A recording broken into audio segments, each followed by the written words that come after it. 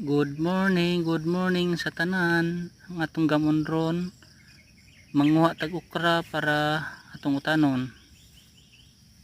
Lami kani siya kanon guys. Lapuhaan uban gali ani ipababaw lang sa dilungag. Okay na isudan. Kanang dili po guys sa lata kay lata pod lain pud kanon. So kina day nga time guys nag nangug okra para among utanon.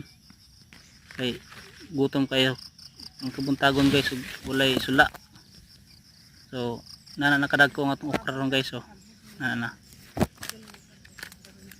pan mas lami kanon guys pag dili kay siya gulang kanang gulinghod pa ba kay dili siya gahi humok siya kububon.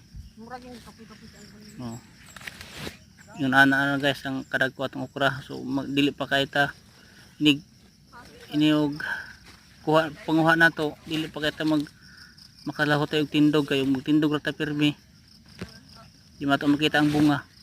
So kinalang patag muyuko kaya nato makitaan kay mugbo pa man sila. So mudagko pa din ni guys tagas pa ni ayan ni siya muhunat og bunga kani wala pa kay sa kabunga kay wa pa kay nakahunat kay mugbo pa man siya. So yung ana guys. So ang area namo guys muna porma sa among area among garden napos ka okra na guys. Na dito pa na padong sa ubos guys nagto yeah.